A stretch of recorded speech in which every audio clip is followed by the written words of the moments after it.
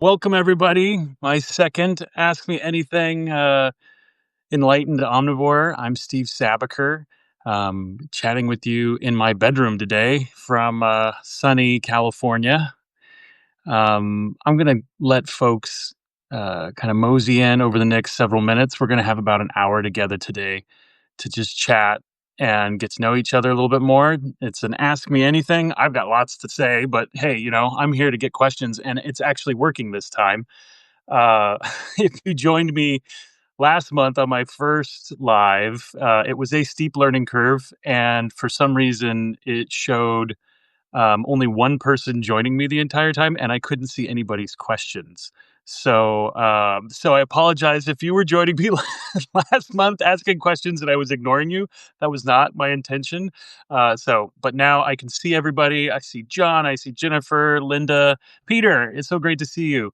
A couple of really fantastic Substack authors on here already. Yeah, I've been doing Substack for about 2 years now, coming up on my 2-year anniversary in December, and trying to find new ways to connect with my readership, my subscribers, and folks who kind of just find me in this great, amazing, viral world of Substack. But yeah, I'm hoping that we can have a really nice chat today. I've got lots of topics. I was in DC not too long ago. Um, I wanted to talk a little bit about things I've been cooking. The fall season. We've got backyard chickens. I actually did a class. I taught a class not too long ago about backyard chickens, and it's the great time now to think about it if you're considering raising your own flock for your own eggs. So we can talk a little about that. I had some great questions last time that I got email from folks, so I'm going to answer some of those as well. And what I've been reading, what I've been watching. I mean, just kind of day in the life a little bit more. If you happen to see my post this morning, I sent out a post on my confessions as a Trader Joe's addict, and I am very much an addict of Trader Joe's. Um, and Melanie, thanks for joining. Great to see you. And yeah, so I would love to have a chat about that as well. In fact, maybe that's where we should get started because why not talk about Trader Joe's? I'm probably going to go there later today. So grab your coffee. I've got my delicious brew here, decaf coffee. I'm not drinking caffeinated coffee for I think 2 years now, which is kind of crazy considering I used to brew it. Peter, you might have some opinions on that, on decaf versus caffeinated, but there is caffeine in my coffee. It's just like 2 or 4%. So if I drink an entire pot, I get like 1 cup of caffeine. So it's perfect for me. But anyway, cheers to you. Um, so yeah, in Enlightened Omnivore, I'm really exploring a little bit more about where to go with the publication. When I started out, it was an evolution of the blog from the butcher shop that I ran. So Electric City Butcher was a nationally known butcher shop, whole animal butcher shop in Santa Ana, California, in Orange County. And we were around for about 7 years. And actually, Michael Puglisi, the founder of the shop and my partner in the business, he is going to be my first guest on my new podcast series, which is coming out later this week, or well, probably Tuesday. I'll drop the first episode, and it'll be a 13-week a series, and I have some great guests already. A couple of authors, chefs, a forest therapist, which is a fascinating area. But Michael's my first guest, so you'll get to hear more about the story of Electric City Butcher. But I had this blog called Top Carnivore. You can imagine we were writing a lot about meat, and it had a lot of marketing content in it as well. But every once in a while, I would do a thought piece. And, by the end of the two businesses that we had, I had, over 12,000 readers. And so I sat on that list for over a year and really didn't know what to do with it. And then finally, I had made a goal. Every year, my family makes goals at New Year's. So they're like resolutions, but we actually write them down on a big piece of paper and it's taped up on the wall in the kitchen. So if you're going to make a commitment, you're going to look at it every morning. You make your bowl of cereal and drink your coffee. And one of my goals in 2023 was to become a published author. Pretty big goal. But I was thinking, oh, maybe I'll write an article for a magazine and get, a couple $100 for it or something. And lo and behold, it came around to like December 26th, and I had met all my other goals, but I had not gotten to that one, and so I decided, hey, you know what? I need to I need to do something about this. And I had a good friend, Heather Thomason. If you haven't read her, um, her Substack. What is her Substack called? Heather Thomason is like my doppelganger. She had an amazing butcher shop in Philadelphia. She's been on my podcast a couple times. You can get her whole story, but she started a Substack about 4 months before I did, and then I came upon her. I think through a search engine, not even through Substack. And I was like, wait a minute, her story is so similar to mine. And then I reached out to her. We started chatting, and she and I became good friends. And it was she really was the impetus for me to publish. And I put my first piece like December 3rd. Like, I think I started my account in November, but I hadn't published anything until December. And it was powerful to finally get back to that audience of people. And now I'm here with you guys. I mean, we're about 5,000 strong. So there's been a little attrition. Not everybody wants to hear what I have to say, but I'm so excited that it's grown. I mean, probably 2 or 3 thousand of you have joined on Substack since then. So I'm just really appreciative of all of you. Heather's Substack is called Hungry Heart, and she doesn't write that often, maybe every couple of months, but she's a fantastic writer, has a beautiful point of view. Definitely should check her out. And I think I recommend her on my site. So check her out, Heather Thomason.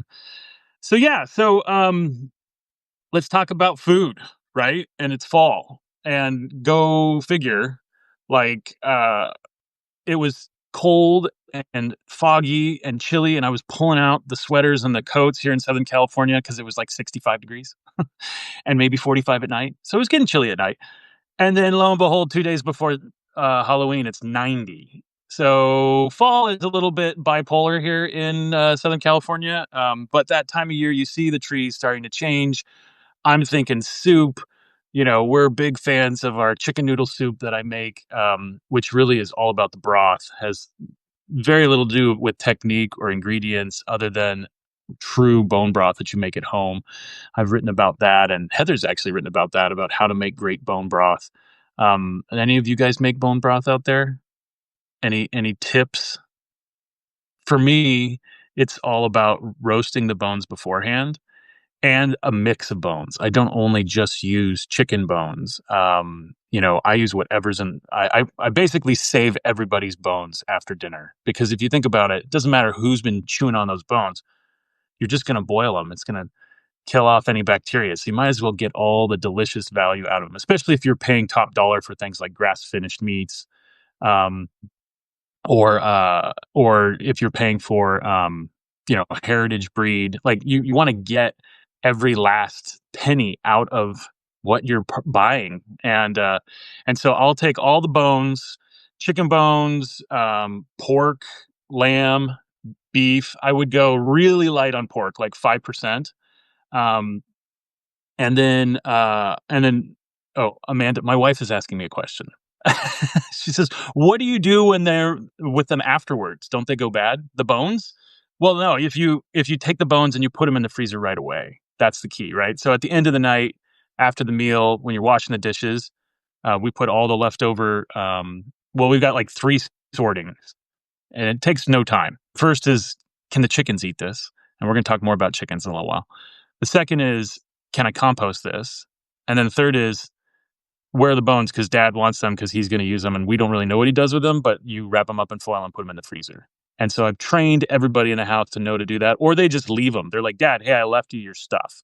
And so I've got a pile of bones, skin as well, because the skin you can render down for fat.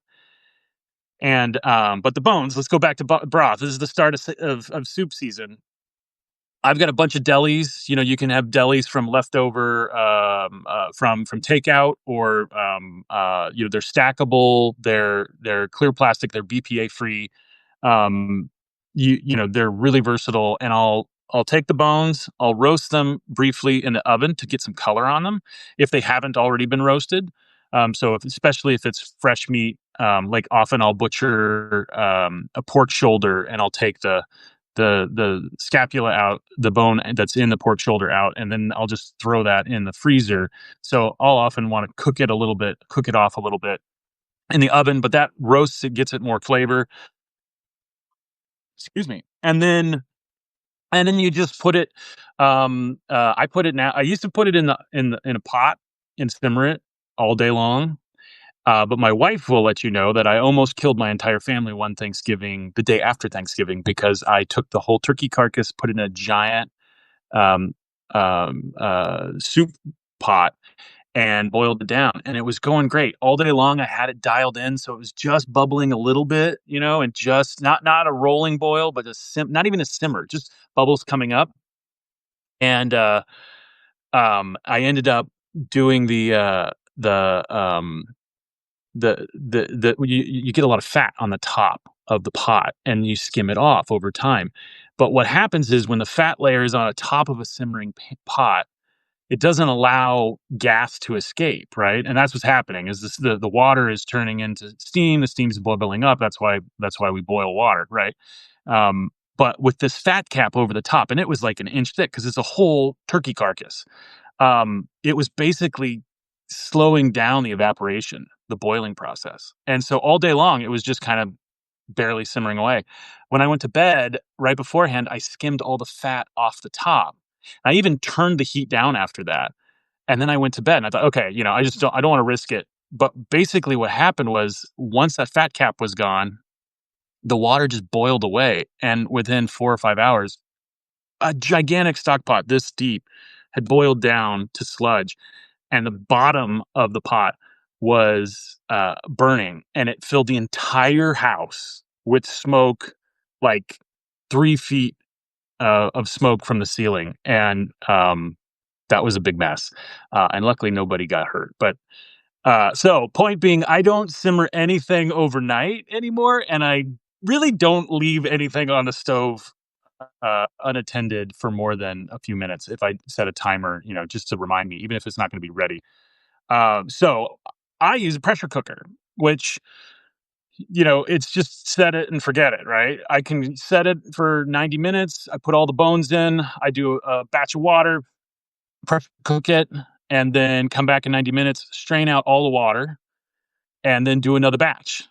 Because I've got the full size Instapot, but it's not enough. If you fill up that thing with bones, you can get 2 or 3 batches out of it. So I will do 2 or 3 batches of Instapot, pressure cooker, and then at the end of the day, portion everything out, leave it out on the counter for about a half hour, just to come down temperature a little bit, because then I'm going to add that to the fridge. And an important, like HACCP plan, this is like the healthcare plan for all of us food workers. You don't want to cover anything that is over 140 degrees. You don't want to cover it until it gets below 140 degrees. And that's because there's this like danger zone, where if you cover something, it's going to slow down loss of heat. And basically what you're doing is covering an item in your fridge, and giving more time for bacteria to form. So I put it in, and if you put 10 quarts of 160-degree water into your fridge, chances are your milk's going to go bad, because the fridge is going to get up to temperature. It's going to be like 55 in there before you know it. So anyway, that's I pressure cook it, strain it, and then let it cool overnight. Get it down to 35, 40 degrees in the fridge overnight, and then all of that goes in the freezer. And I've got the best bone broth with very little effort. And I only do it when I have enough bones. So I just wait. I wait until there's enough bones. Peter, you had to comment. You said, I have a big bag called Parts is Parts in my freezer. I put all the chicken bones, skins, gizzards, etc. This is my sole source of chicken broth. Instant Pot. Yeah, yeah. exactly. We're like mind melding here. Um, I don't put offal, like gizzards or liver in my broth. It adds richness of flavor for sure. I think that's great. Um, I keep mine pretty standard, and also the fewer additives you put in your broth, the clearer it is. So if you're going to use it for a clear soup, when I use pork bones, sometimes it can get a little cloudy, like it'll look more like ramen broth. So depending on what your preference is, but the reason why I leave it at like 50% chicken, 25% beef, maybe I'm making these numbers up, 15% lamb, 5% pork. Does that work? I put like one pork bone in there. And then I want to be heavy on the chicken because it'll smooth out the flavor. Not like it's not going to taste bad, but like if you're making chicken noodle soup and it tastes like beef, it can be a little disarming. It's kind of like, or alarming, we should say. Yeah. Why is it? What are we eating? But you're certainly not going to hurt yourself with it. It's just more trying to keep the flavor profiles consistent with what people recognize as soup. Um, My wife said, "Yeah, that was an interesting day when we almost burned down our house." That's an understatement. Jennifer says, "I put my finished stock in super cubes, 1 cup size super cubes. I don't know what those are, but that sounds awesome. I assume ice cubes and then you freeze those, and then transfer the frozen cubes to the freezer bags for storage. Exactly, and that's awesome when you have smaller amounts because I don't only do pints. I'll do half pints and those little quarter pints, and you don't even have to fill them all the way up. And the great thing about that is you add a little bit of that bone broth to spaghetti sauce or to a cream sauce, or even if you're just trying to thicken something up in the pan, like let's say you're making a stir fry and you added, a little too much soy, and you're like, what am I going to give a little bit of viscosity to this? You throw an ice cube or two of broth of this bone broth into any of that stuff, and you add instant flavor, instant thickness, because you'll see when it even gets to room temperature, but definitely when it's brought down to 35 degrees, if you have made bone broth the right way, it is like jello. Like it is so full of collagen and so delicious. So definitely something to check out. Hey, Rebecca, it's nice to see you here. Rebecca Blackwell, another great author on Substack you should check out. Um, Peter says, I do it because I love my dog, to be honest. So are you feeding your dog the offal? Is that what you're doing? That would be, I mean, it's all about using things as much as you can, right? That's the other piece, is skin. If this is interesting to everybody. Uh, Schmaltz, I don't know if the Jewish, that's a Yiddish word, a Jewish tradition of chicken fat. Schmaltz is used in all kinds of charcuterie. It's also fantastic for sautéing vegetables, and it's the easiest thing to make, especially if you don't like to eat chicken skin.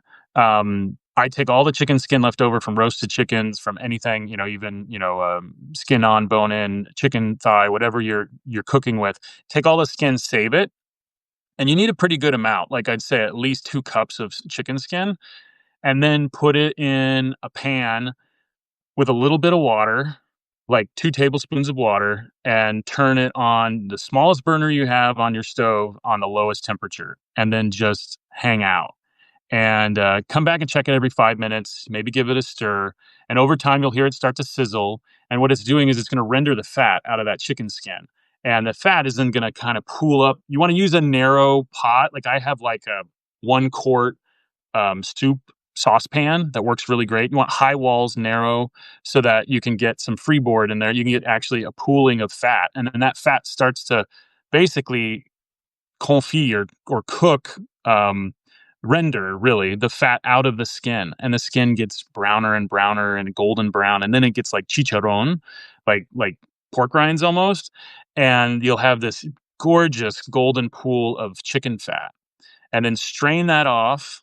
It'll take 25 to 30 minutes. It'll take a while. And if it's not rendering, you can add a little bit more water. Be careful, you don't splash the pan because it could be hot and you splatter oil, but just pour some more water in there. But only a little bit of water just to get it started. That's to prevent burning. And then stir it, and then it'll pool up. And then you can siphon that off, and strain it off to get, to keep all the proteins out of it, and put that in a glass jar, put it in the fridge with a lid on it. And then you can scoop that stuff like butter. I mean, you can use it like you would any other cooking oil, but especially for sautéing. I use it in the wintertime. I use it when I make my chicken liver mousse, which we always make at the holidays. And there's a recipe for that on Enlightened Omnivore if you want to check that out. I use it to cap the chicken liver mousse, because it does get solid but not too firm, as a cap, and it's delicious. So if you get a little bit of it in your spoonful of mousse, it just adds some richness. So anyway, that's another great way to stretch your dollars if you're using, really high quality meats. And for me, that's really important. And I know that everybody's like, "Good Lord, look at the price of beef right now," and it's hard to make that decision to buy something that's so expensive when you can see like $1.99 a pound ground beef over here that God knows where that came from. I could tell you that story, but we won't talk about that today. It's on my blog. You could read it on Substack if you want. There's a whole section on the myths of beef, which is kind of fun. It's my old voice too. You'll hear a lot of the stuff that I've written back then when I had a soapbox. But yeah, it's definitely a lot of fun. So broth. Once you have the broth, it's soup time, right? It's fall. So my friend Nikki Sizemore, who has a Substack, Mind, Body, Spirit, Food. It's a great Substack. She's been doing food journalism for a long time, and has a great website as well. But she had an Italian white bean and escarole recipe just the other day, and oh wait, before I start, Jennifer gave us something here. What do you have, Jennifer? Local family-owned business lost everything in the Eaton fire. Oh, oh, cool. Okay, so this is that soup, the super cubes, and it sounds like it's a cool local business. Thanks. We'll definitely, yeah, check that out if you're looking for kind of the smaller portions sizes for your broth. But yeah, Nikki had this recipe, Italian white bean and escarole soup. It's kind of a heartier soup. It has sausage in it, so I was like, oh yeah, okay, this can be like a meal in itself. Um, and it was nice and chilly. So I was like, it's time to make some soup. And so check that recipe out. Escarole, by the way, in Southern California, shocking. Nobody knew what it was. I was like, you guys, it's like an Italian leafy. It's kind of. They were like, what's it like? I'm like, look, it's kind of like rocket, or like a radicchio, or arugula, but it's maybe like if you just it's his own thing. It's like a leafy green, and I thought you would have it, and they didn't. So I just substituted kale, which it's great to get kale in any diet. I don't like to eat kale a lot, but it was fantastic in the soup. But white beans, kale, onions, garlic, and then sausage. And of course, I was like, I can't buy store-bought sausage. There is no good store-bought sausage in my humble opinion. So it had been maybe a year since I had made sausage, which was something I did almost every day for 5 years.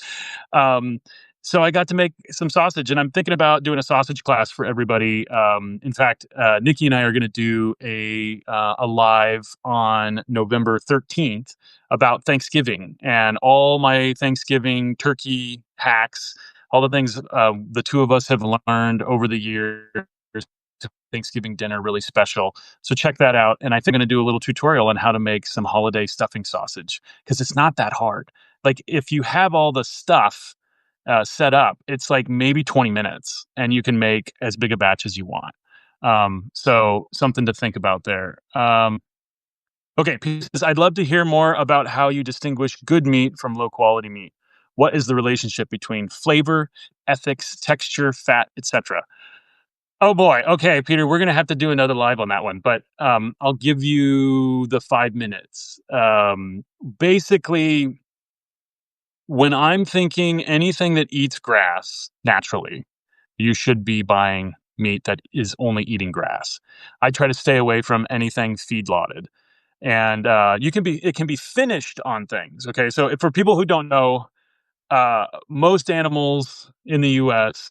are finished or fed exclusively a corn and soy diet, and it's like candy for ruminants, animals that eat grass.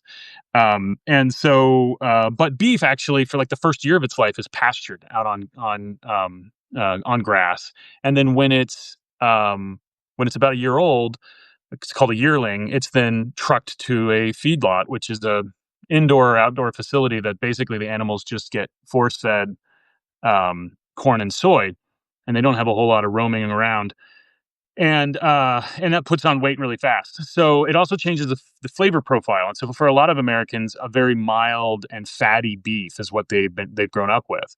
I'm looking for grass finished, which means 100% grass fed beef and lamb, because those are the two animals that can exclusively eat grass.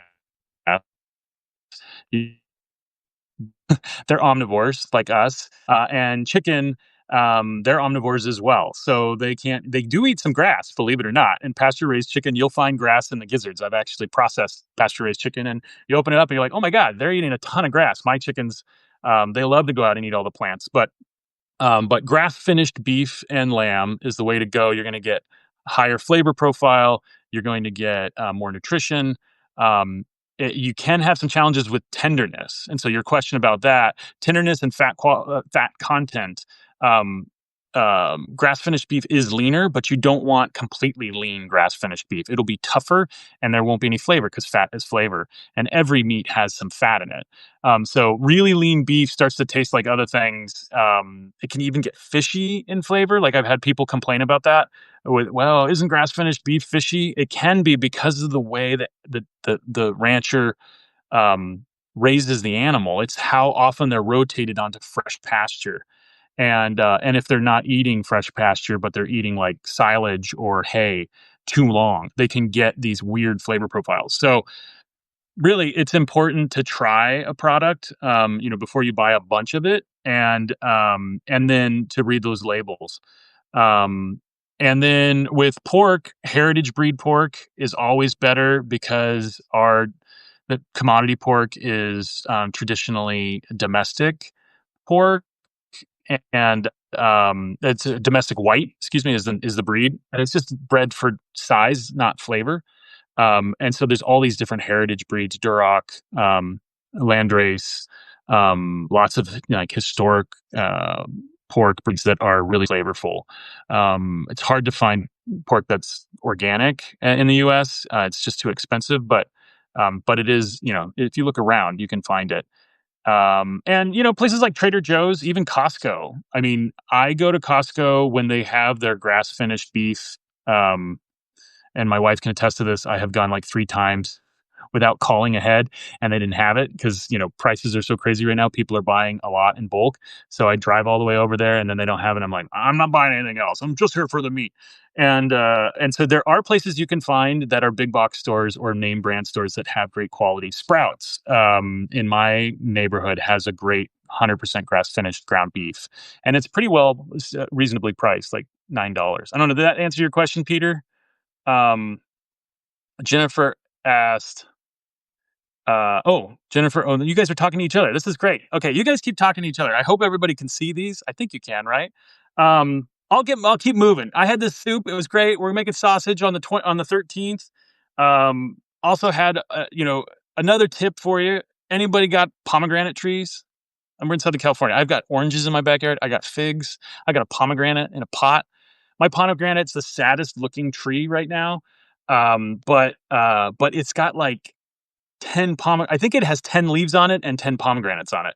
It just didn't get watered for like a week, and it was in a pot, and it lost a bunch of its oomph, but it put out a bunch of little pomegranates. And so now, instead of buying the 2 large pomegranates and then getting all the seeds out of those and using those seeds over the course of the holidays for garnishes and salads and the like, I'm going to have to do like 12 little golf ball sized pomegranates and get all the seeds out of them. So I have a foolproof way for you to get the seeds out of your pomegranates without getting the pesky red juice all over you. For those of you who don't know what pomegranate is, it's if you've ever had like a Shirley Temple grenadine, that's pomegranate. Um, oh, and Jennifer has so many pomegranates. Oh, but the critters love them. Yeah, I have to give one pomegranate to my squirrels, and there's like a little squirrel altar, and literally I just put it out on the concrete and they just nibble at it and then they go away and then they come back and they nibble at it and they go away. And then they don't pull the rest of the pomegranates off my tree, but maybe I just have really conscientious squirrels. I don't know. Um, but if you have pomegranate, it really doesn't have much. The fruit is very spongy and inedible, but the seeds are coated in this delicious red um, gelatinous, juicy stuff that is super tasty, but hard to get to and makes a mess. And so what I do for the pomegranates is I get them all, I wash them, and then I cut them in half, and that'll already make a mess for those of you who've done this before. So be close to the sink or even do it in the sink. Cut them all in half and then get the biggest pot you can or Tupperware full of water and drop them into the water. And then basically I just under the water, I pull them apart. You know, there's this like spongy material, all the seeds come out and the seeds will drop to the bottom and all the spongy stuff, which normally gets caught on the seeds if you do it, you know, on the counter, just floats to the surface. I'll pull out the bigger chunks of the pulp and the outside of the fruit, but the seeds drop to the bottom. And then I'll do all of the pomegranates until I get just a huge pile of seeds at the bottom of this bucket of water, which is now pink or even purple. Sometimes it can get because it's very messy, and your hands will get a little bit stained. So maybe if you want to put some gloves on. And then I will kind of swish around the seeds to get all the trapped pieces of pulp off of them. And those just keep floating to the surface, skim those off, floating to the surface, skim them off. And then just strain the whole thing. Don't worry that you're going to like, I mean, you don't want to squeeze the fruit because the more you bruise the seeds, the more they'll lose the juice. But for the most part, especially if you've got 10 or 12 pomegranates, you're going to get 2 pints of seeds and then I just put those in small containers and I leave some in the fridge if I'm going to use them the next week or two, and the rest I put in the freezer. And then at the holidays I have garnish for salads, for cocktail drinks, especially if they're frozen. They're kind of fun to put in a cocktail drink, and also just like as a snack. Like I'll just pull them out and take a handful of them. They're really high in vitamin C, antioxidants, delicious. So holiday season pomegranate hack there for you.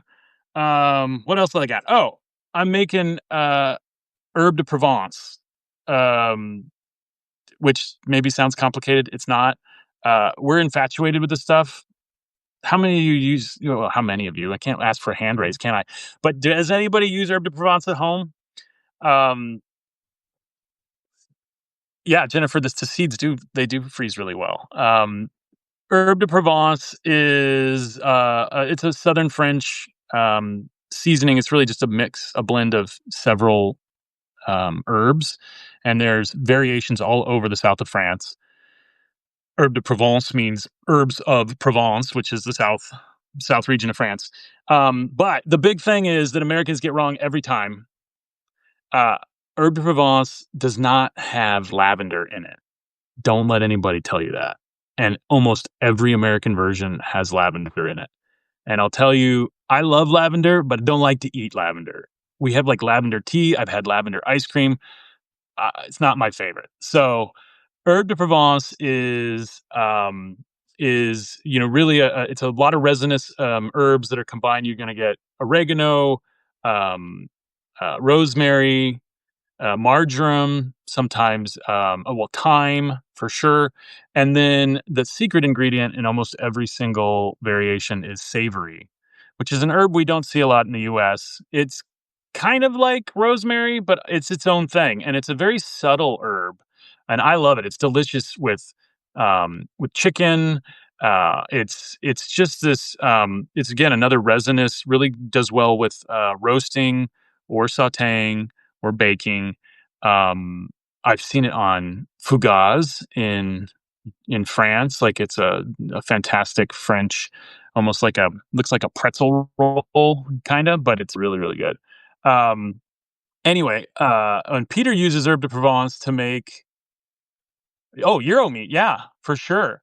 Euro meat, I mean, that Greek, it's a very Mediterranean, a super Mediterranean flavor profile, right? And all of these countries around the Mediterranean use all of these herbs. The French just put them all into one package, and it's kind of like the go-to. So we have like a bunch at home all the time. We buy some when we go to France. I get different variations from different places, see what they're like. It's kind of hard to tell them apart, but they're all good. And so I realized, oh wow, well this year we don't have any, or we used it all, and I didn't get any when I was there this summer. So I'm making my own. Super easy. I have rosemary bush out in the front. I've got oregano in the back. I've got thyme as like a landscape, crawling feature on the side yard, and this little tiny savory plant that I planted 3 times, and it still struggles every year, but got me enough. Every year gets me about a cup of dried savory leaves, and I weigh them out equal parts, a quarter of those oregano, thyme, rosemary, and savory, and that's my herb de Clermont because we live in Clermont. And so now I have the herbe de Clermont, super easy, and you can make that into gifts if you wanted to. I mean, you can. It's super simple. You just have to let it dry over several days. You dry it on a baking sheet. I made my son pick all the stems out of it, and those nimble child fingers, and then we have our seasoning for the year. Let me get back to your questions because I'm chatting here too much. What do we got? Uh, let's see. Rebecca, I know you've already moved on from this topic, but we are full-time travelers crossing the country in an RV, and finding ethically raised meat and poultry is a huge challenge. I stock up when I find it, packing my small freezer as fast as I can. Oh, and then I lost the rest of it. What I well, You can oh, wait, here's more. I think the end of my last comment got cut off. Okay. What I long for is some kind of a resource that would help me find good sources where we are. I don't think that exists. Okay. Yeah. So, back to meat sourcing. I'm gonna do another piece on this because I get asked it a lot, and honestly, the information changes every 6 months. Um, the short answer is there isn't really a single resource. There are great trade organizations for different animal proteins. So like there's the Grass Finished Beef Alliance. There's Heritage Pork Breeds. What is that called? There's organizations for ranchers who are raising animals responsibly, and they're loose networks, but they often list all of the farmers or ranchers that meet their expectations, or they'll have basic guidelines or a definition of what responsible means to them. And so that's a great place to start. And I can probably I'll send out a list of organizations like that are across the country. But it's very different regionally. California is its own unique animal, as it often is. Pun intended. Um, but across the Northeast, you have different seasonality issues, right? Like we can have animals outside on pasture year round, but in Minnesota or in Maine, not so much. So they need to be able to bring animals inside or bring them fodder to eat outside. So all those things kind of change the expectations and the definitions. That's on the beef side. Pork and chicken, very different. But quite honestly, it is hard to find because less than 5% of the animals raised in the country are raised responsibly. And so the vast majority of the meat you're going to find in any grocery store is raised in what are called confined animal feed operations, or CAFOs. And I've written a whole lot about why that's not a good idea. But it is a decision of privilege for us to say, hey, I'm going to buy responsibly wherever I am. One, because it's hard to find. Two, it's going to be a lot more expensive. And three, it's really about. Well, I mean, convenience is an important part of cooking, and that is a reality. As much as I wish, like you, I can put food in my freezer and I'll have it when I need it. But what happens when I'm traveling, or what happens when I run out? And I have to feed my family. Like, yeah, so I think it's good to find sources online, have them shipped to you that are really good sources, and then um, have a couple of like an emergency break glass kind of moments where okay, I can go to Sprouts and get this grass finished beef, and it's not the best, but it's going to serve my purpose. Peter says, feel free to skip this question. Uh, with building, I'm sure you started out with lots of readers who were followers of your meat focused content. How did you incorporate more general food writing without losing your core audience? Wow. Did I? I don't know. I mean, I had 12,000 people on the blog when I started. I think people self-select, and my writing has changed dramatically from back then. And so I try not to. I mean, we're talking a lot about meat today, and I'm happy to do that. I feel badly for anybody who's a vegetarian on today because you're like, what did I sign up for? So that I'm an omnivore. I've learned that, and I try to eat meat free dishes regularly. I do eat a lot of protein, and I believe in a high protein diet for me. It has worked really well for me in terms of weight loss and energy. um, but yeah, how did I do it? I mean, I think it was through osmosis, or just like through trial and error. I mean, today's piece is very different from my normal writing, and actually, my wife told me, she's like, "This is like how you used to write, like when I was a brash young 20 something who just didn't really care what anybody thought. I just say crazy things." I'm trying to be more inclusive now, and I'm listening to you. So I would say I listen to feedback. I look at the stats, the numbers, and then I just listen to my heart. Like sometimes I'm just writing. I mean, most of the time I'm writing what I want to write. That's why I'm here on Substack. I'm not working for somebody else. And then I hope that you guys want to follow along. So I love it. I appreciate all the support that you guys have given. Okay, I'm gonna ask a question because we got like 15 more minutes. I can't believe this is blowing by so fast. I got like 7 other things here, but I don't want to talk at you. I want to ask you what you want me to talk about. So, does anybody want to learn about backyard chickens? I'm gonna do a Zoom class on this, probably in November if I can swing it, and it'll be my first time doing a Zoom class. It'll be a deep dive, 45-minute class. You're gonna learn everything about backyard chickens to get started if you've never done it before, or even if you've done it before and you want a reminder. So let me know. If that's not of interest to anybody right now. I was going to talk a little bit about DC. It's an interesting time. My daughter is in DC these days, going to school, and I got to go visit her. So I'll talk about that a little bit, because there's some food there too. Amazing food. Now I lived in DC in 2000. And I was an intern there for a couple of summers, and then moved there full time. My first job out of college. And this is back when I was a communications professional. This is what started it back.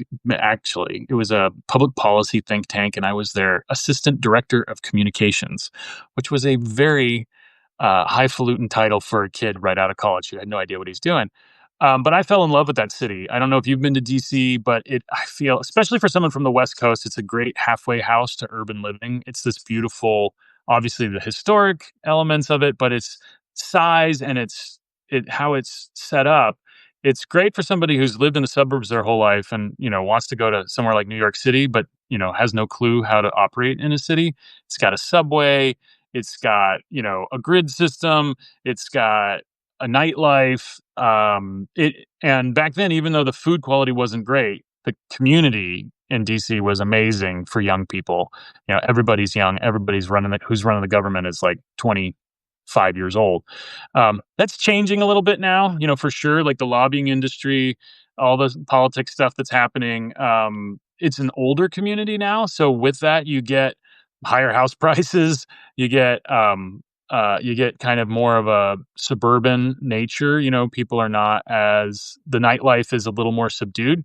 But you also get a lot better food. I mean, at 22, I was looking for cheap pitchers of beer, not artisanal cuisine. And folks now, it's like wine lists and extraordinary food. And I lived in this area called Adams Morgan, which is kind of like Party Central back then. and it was just dive bars and cool night spots. And now there are 2 Michelin star restaurants in Adams Morgan. I was like, "What?" So I went with my daughter. All we did was eat and walk and talk. It was the most beautiful, magical 2.5 days that I've had with her, and I haven't seen her in several months, so it was really special. And we walked all the way to Jefferson Memorial because it's government shutdown. So what do you do in DC when everything's closed? Well, the memorials are open, and so we walked from where she was down to Jefferson Memorial. We saw the MLK Memorial. We saw the FDR Memorial. Those are outdoor. The Lincoln Memorial you can walk in and out of. And I put a post out. It's like these guys are, can these are my friends. Can we have some more people like this in Washington D.C. please? These guys, they whatever your politics are, they were like doing shit. They were getting stuff done. So I really enjoyed just being outdoors in that transition time in DC. Places we ate that I would highly recommend. The Diplomat is this fun, over the top French bistro type place. I mean, it's an institution there. It's super trendy right now. Everybody was Instagram photoing. My daughter had French onion soup for the first time, and we had this awesome, lazy French afternoon lunch with a soup course and then a main course, a little bit of cheese, um, and a glass of wine. They came. I have a hack for you. Whenever you go and get a reservation at a restaurant, I always say they have like, is it a birthday, an anniversary? And they often have like a celebration or other. I just click that because we're celebrating, we're other, and they don't normally ask, and you get something free. So they came, they came and brought us 2 glasses of champagne, but my daughter's not old enough to drink, so I got hers. But anyway, we did that. We had a great time at Le Diplomat, and then Bindas is another great place there, near the White House. I was in that region most of the time I was there, and Bindas is a great Indian place, so that was a lot of fun. Um, okay, what was this? Jennifer says, backyard chickens. Oh, okay. We're going to go back to chickens here. For about 8 years, I would be interested in a live chat where you talk about them, but I don't think I want to pay for a class. But I think it's a great idea for anyone interested in learning about them. Awesome. Good. Yeah. No, I think, especially someone who's had them for 8 years, you could probably help me teach the class. But that's great to know. And yeah, this will be a free class. I'm not looking to charge for it yet, but if there's folks who want to go deeper dive, we could talk about that. The last thing I'll say about DC that was really cool, again with the shutdown, it's like, what do you do when like you can't go to the Smithsonian's, you can't tour the White House. Like, what do you do when you're there on a shutdown? And it turns out there are several private museums in DC, and one that I had never heard of that was fantastic is called the Phillips Collection, which I think it's the Phillips family from like Phillips televisions and electronics. And they had this mansion in DuPont. And it's this beautiful, late 19th century mansion that they basically have gutted now and painted white walled. It's basically a full time art gallery, and it's their private collection. And they were big lovers of Impressionism and early French contemporary art and European contemporary art. So stuff from like the '60s. They get into like the '60s or '70s. There's a Lichtenstein. There's a couple of other authors, painters from that period. But there's a lot of impressionists, and it's neat because it's in like a little house. Not a little house, a huge house, but I mean, it's for a museum. It's rather intimate, and the rooms are rather small, and the floorboards are creaky. Performances there too. They had on just before we got there, and so it's a really neat space to check out the Phillips collection. Um, and a really cool thing, which I don't know if you've been following my social or my Substack notes, but I'm a little infatuated. We're gonna do a little art history now, okay? I'm a little infatuated with El Greco, and I haven't figured out how to really write about this yet. But El Greco was a painter in the early 1600s, and he was painting very differently from everybody else. He was actually a Greek, but he was painting in Spain, I think. Someone will correct me. Who's the art history major in the group? But he was painting in Europe for churches, for the religious elite, and but he was painting in this very kind of proto impressionist way, not abstract, but certainly not realistic like the Renaissance painters, the late Renaissance painters of that time were moving, almost photographic. And why I'm infatuated with this is because I looked at his art. I didn't know any of this before, and I just looked at his art. I'm like, that looks like it could have been from the 19th century. This could have been like, a Monet or a Van Gogh or something. And like, no, it's a guy who's painting 250 years before that. I'm like, how the hell did that guy get permission to do that? Like, who was paying for that stuff? It didn't look anything like what the mainstream wanted. And I'm fascinated by people who are not only people who are kind of disrupting the artistic scene and succeeding, which I think is unique, but like the fact that he was just a blip, and then it took like 200 years before people started looking at his stuff and saying, maybe we should do that again. I mean, there's this incredible realistic movement. I mean, I guess Rembrandt is another example of like, okay, starting to take things, with lighting and abstraction. But my art history depth is very low. So I loved it because I came into that museum and there was an El Greco right there in the lobby, a real El Greco with a little education piece about how he was kind of the proto um, impressionist, and that he had huge influence on other people. And I don't know what I'm going to do with that, but check out his painting and then look at people from the 1600s and look at what he was painting. Like, his paintings might not be that interesting to you. They might, who knows? It's all in the eyes of the beholder. But if you look at like what other people were doing when he was doing that, it's bonkers. It's like, what is he like? How it would be like, if we were all, I don't know, watching TV, our favorite TV shows, and then people are like, you know what? We're gonna just like, I can't even think of the analogy, but it'll be there. We'll get it later. Maybe that's what I'm gonna write about. But anyway, you get my point. I wanted to share a little bit too. Um, well, actually, let's have some questions again, right? Like, here I am rattling off some things. I mean, what are you guys? What's everybody's tradition in Halloween? I hate Halloween. I want some someone to give me some inspiration on what to do on Halloween, because I my kids are older now. They're teenagers. My son didn't even dress up. And my eldest is, God knows what she was doing on Halloween in college. Um, but it's now more about how we engage with the community, giving out candy and that like, and we have this very walkable neighborhood. But I'm not a costume guy. I'm not a horror movie guy.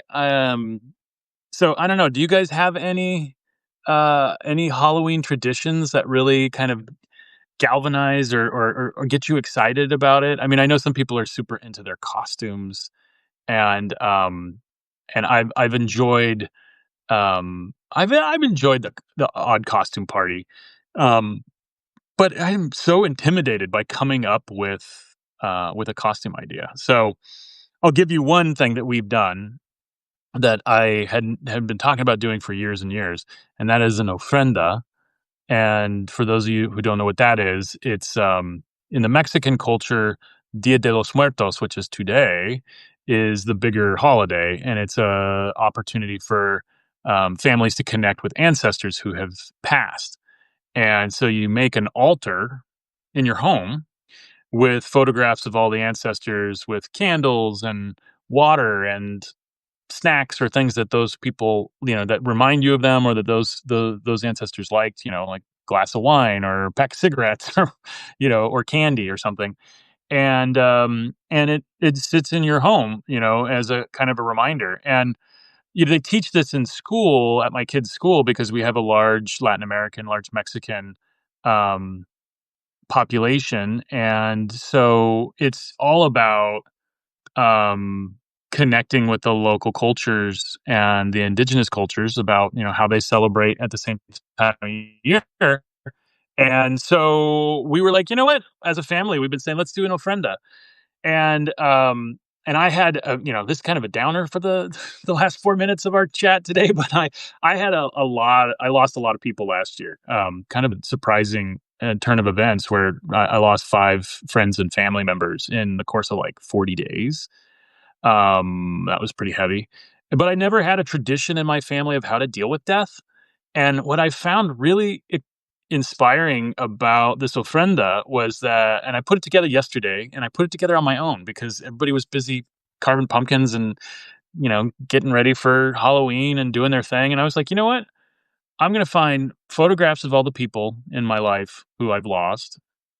I'm going to come up with decorations around the house. I found little things that came out of their homes or that I those out. Lit a candle for every person because that's what I was told to do. It's not my tradition, so I'm kind of just making it up as I go along. Getting advice from friends or from Chat GPT.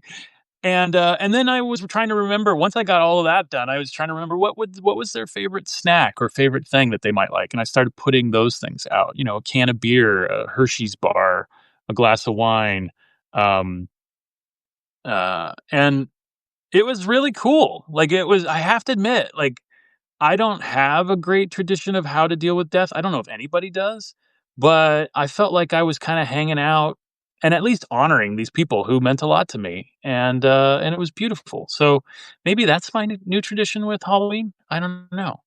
But I would highly recommend it. Give it a shot. Like, you don't have to be like woo woo. I wasn't, praying to it. I'm not sacrificing animals on the altar. This is just like it's a spot in the house where I'm honoring people who meant something to me that are no longer here.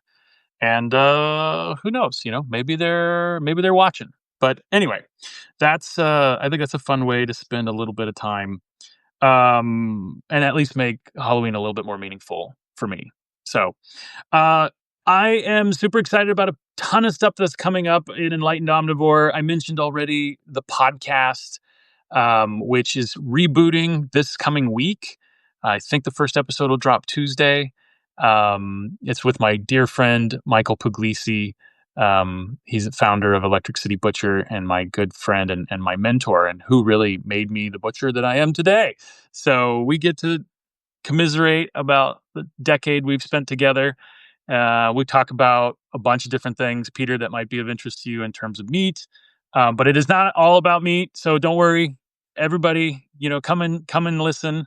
And then I'm working on a couple more pieces. I'm doing, I've been doing this ongoing series on omnivores, working on a piece about ants, which are also omnivores and fascinating creatures. I am writing a piece for Thanksgiving that'll have all the Thanksgiving hacks, and that's on the 13th of November. I'll be on Instagram, or not Instagram. I'll be on Substack Live with Nikki Sizemore of Mind, Body, Spirit, Food.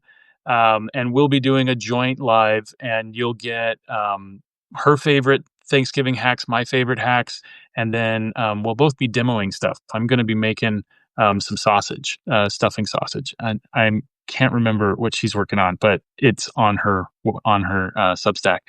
And then, I am going to be doing more of these lives. So send feedback, shoot me an email. Let me know what would make them better. I mean, I'm going to do one at least once a month. I might do another one. Since we're in November now, I'll do another one this month, a little later. Tell me what times work too. Like, is this a good time? It's like right after I publish, but who's got time any other time of the week? And yeah, just keep me posted. I'm really enjoying the interaction. I don't get a lot of it with you guys. And I always love comments and feedback. Great to see a lot of you here who are supporters and are doing awesome work yourself. In fact, I don't think I plugged you, Peter, but Peter has Pax Culinaria, which is an awesome history of food Substack that I've fallen in love with. And Rebecca has a great, I mean, she's kind of like she's the glue of the food writer community on here. Um, check her out. But yeah, thanks so much for joining, and I look forward to chatting with you guys next time. All right. Take care, be well, enjoy the fall, and we'll talk soon.